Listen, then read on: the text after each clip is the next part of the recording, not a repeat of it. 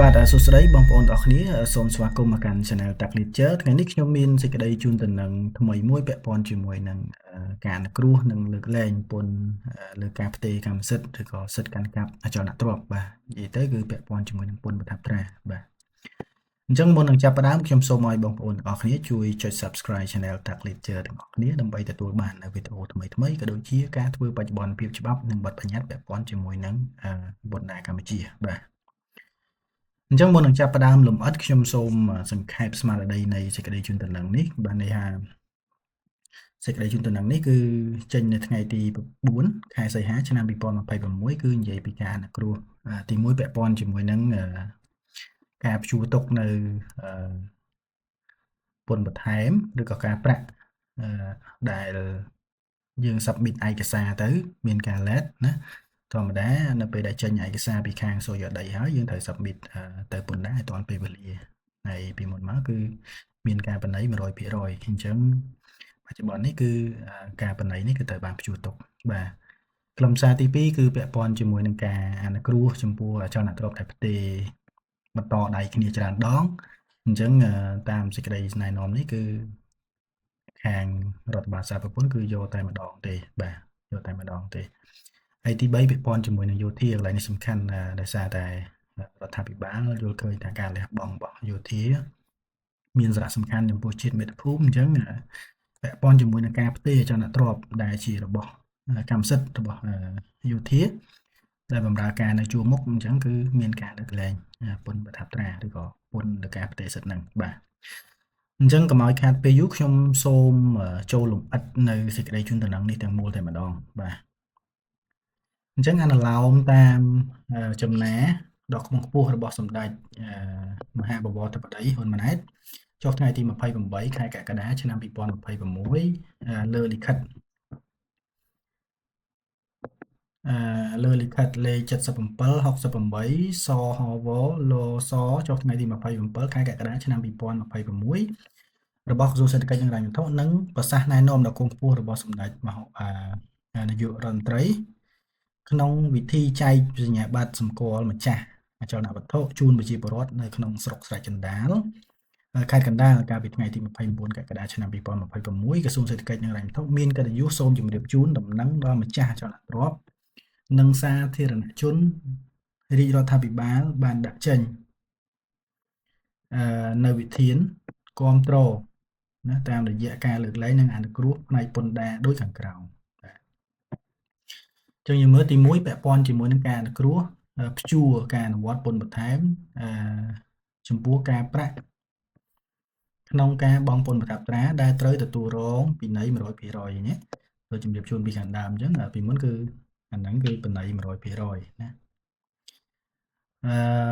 នៃប្រាក់ពន្ធដែលបានបង់ដែលត្រូវបង់ណាចំពោះដីការអមឬក៏ដីការបញ្ជូនហួសរយៈពេល3ខែឃើញណាអញ្ចឹងបើសិនជាដីការអមដីការបញ្ជូនដែលចេញដោយខាងសូយោដី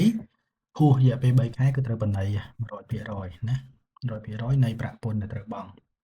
នៃការបច្ឆេទដែលមន្ទីរសូយោដីនគររូបនីយកម្មសំណង់និងសូយោដី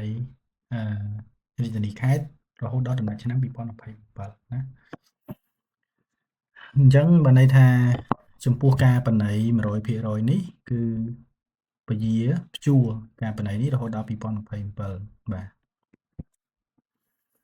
ទទី2ពជាសុពលភាពនៃសេចក្តីជូនដំណឹងលេខ7សំទោស367សចនចុះថ្ងៃទី2ខែឧសភាឆ្នាំ2027សំទោសឆ្នាំ2017របស់ទីស្តីការគណៈរដ្ឋមន្ត្រីដោយអនុញ្ញាតឲ្យបង់ពន្ធប្រថាប់ត្រាតែមួយដងណាតែមួយដងលើកចុងក្រោយចំពោះករណីអចលនទ្រព្យដែលមានសាវតាផ្ទេរកម្មសិទ្ធិបន្តដៃគ្នាច្រើនដងត្រឹមដំណាច់ខែកក្កដា2026បាទយើងមើលឧទាហរណ៍ថាអចលនទ្រព្យមួយហ្នឹងធ្លាប់ផ្ទេរទៅម្ចាស់1 2 3 4កន្លងមកទៅណាអញ្ចឹងបើសិនជាគាត់ផ្ទេរច្រើនតគ្នាណាច្រើនតគ្នាឧទាហរណ៍ថា5ដងហើយ5ដងគិតត្រឹមដំណាច់ខែកក្កដាឆ្នាំ2026នេះអញ្ចឹងនៅពេលដែលគាត់យកមកប្រថាប់ត្រាអញ្ចឹងខាងពន្ធដារគាត់គិតតែមួយលើកចុងក្រោយទេអញ្ចឹងប្រហែលលើកមុនហ្នឹងគឺគាត់អត់គិតទេណាអញ្ចឹងយើងវាតម្លៃតែម្ដងណាទេដើម្បីបង់ពន្ធប្រថាប់ត្រាបាទ អញ្ចឹងមួយទៀតពាក់ព័ន្ធជាមួយនឹងការអនុញ្ញាតឲ្យបង់ពន្ធប្រថាប់ត្រានិងពន្ធលើអចលនទ្រព្យលើសំណង់ចុងក្រោយដោយគ្រាន់តែមានលិខិតអនុញ្ញាតសាងសង់ឬក៏មានការបញ្ជាក់ពីសំណង់ដោយអាជ្ញាធរមានសមត្ថកិច្ចពាក់ព័ន្ធជាមួយនឹងការបរិច្ឆេទសាងសង់អញ្ចឹងសំណង់ដូចគ្នាអញ្ចឹងអចលនទ្រព្យដែលសង់ចុងក្រោយគេគិតលើហ្នឹងទេឧទាហរណ៍តែគាត់មានសាងសង់លើកមុនហើយគាត់វាយចោលវិញទៅហើយលើកក្រោយគាត់សង់អីថ្មីមួយទៀតលើដីហ្នឹងអញ្ចឹងនៅពេលធ្វើប្រថាប់ត្រាណានៅពេលដែលធ្វើការផ្ទេរកម្មសិទ្ធិបង់ពន្ធប្រថាប់ត្រាគឺគិតតែសំណង់ចុងក្រោយនេះទេបាទមួយទៀតណាកន្លែងនេះសំខាន់ជាការលើកទឹកចិត្តដល់យោធិនអញ្ចឹងលើកលែងពន្ធប្រថាប់ត្រាលើការផ្ទេរកម្មសិទ្ធិបាទនេះលើកលែងតែម្ដង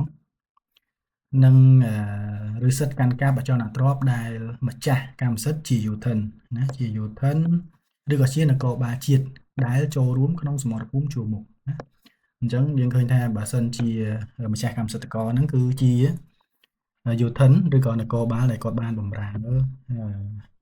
ការងារនៅក្នុងសមរភូមិជួរមុខអញ្ចឹង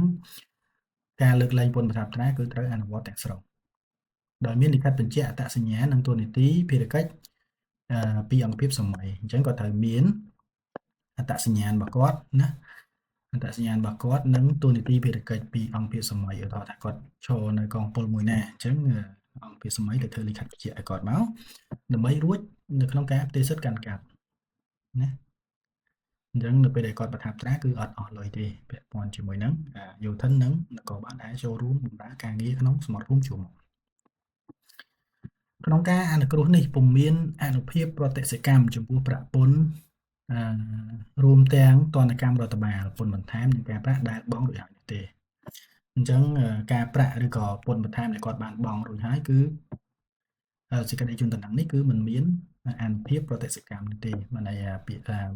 ប្រតិសិកម្មមិនន័យថាការអនុវត្តឲ្យក្រោយអញ្ចឹងបើថាគាត់បានបង់ហើយតាម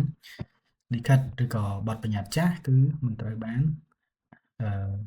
យកលិខិតនេះមកអនុវត្តទេអញ្ចឹងគាត់បង់ហើយគឺរួចហើយអញ្ចឹងចាប់ពីលិខិតជូនដំណឹងនេះទៅគឺកន្លែងណាត្រូវការគ្រោះគឺមិនចាំបាច់បង់ទេបាទ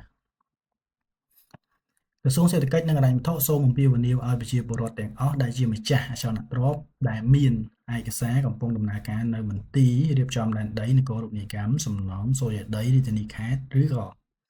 នៅរដ្ឋបាលសហប្រពន្ធសូមមេត្តារុះរាន់មកបំពេញបែបបទនិងនីតិវិធីចុះបញ្ជីដីធ្លីនិងបង់ពន្ធប្រថាប់ត្រាលើការផ្ទេរសិទ្ធិកាន់កាប់ឬកាន់កាប់អចលនទ្រព្យឬពន្ធអចលនទ្រព្យដើម្បីអាចទទួលបានសិទ្ធិបានឆាប់រហ័សបាទអញ្ចឹងអ្នកដែលកំពុងប្រថាប់ត្រាផ្ទេរណាកំពុងធ្វើការផ្ទេរកម្មសិទ្ធិហ្នឹងគឺសូមរុះរាន់ណាកុំឲ្យយើងលិខិតនេះចូលហួសសុពលភាពទៅក៏លែងមានការលើកលែងពន្ធបាទលើកលែងពន្ធអញ្ចឹងក្រសួងសេដ្ឋកិច្ចនិងហិរញ្ញវត្ថុជឿជាក់យ៉ាងមុតមមថាម្ចាស់អចលនទ្រព្យនិងសាធារណជននឹងយកចិត្តទុកដាក់អនុវត្តតាមខ្លឹមសារនៃសេចក្តីជូនដំណឹងនេះជាពុំខានបាទអញ្ចឹងបងប្អូនដែលមានអចលនទ្រព្យកំពុងតែផ្ទេរឬក៏មិនទាន់ផ្ទេរហើយរៀបចំផ្ទេរសូមរុះរាន់ណាអញ្ចឹងខ្លឹមសារនៃលិខិតជូនដំណឹងនេះគឺមានតែប៉ុណ្្នឹងសង្ឃឹមថាបងប្អូននឹងយល់ពីខ្លឹមសារនេះហើយបើសិនជាបងប្អូនមិនទាន់យល់ច្បាស់កន្លែងណាបងប្អូនអាច comment នៅខាងក្រោមវីដេអូឬក៏អាចឆាតតាម channel Telegram នៅក្នុង description ខាងក្រោមវីដេអូបាទអញ្ចឹងមុននឹងបញ្ចប់ខ្ញុំសូមឲ្យបងប្អូនទាំងអស់គ្នាជួយចុច Subscribe channel Tech Lecture ទាំងអស់គ្នាដើម្បីទទួលបាននូវវីដេអូថ្មីៗក៏ដូចជាការធ្វើបច្ចុប្បន្នភាពច្បាប់និងបទបញ្ញត្តិពាក់ព័ន្ធជាមួយនឹងពន្ធដារកម្ពុជាបាទអញ្ចឹងសេចក្តីជូនដំណឹងនេះមានតែប៉ុណ្្នឹងជួបគ្នាវីដេអូក្រោយបាទសូមអរគុណ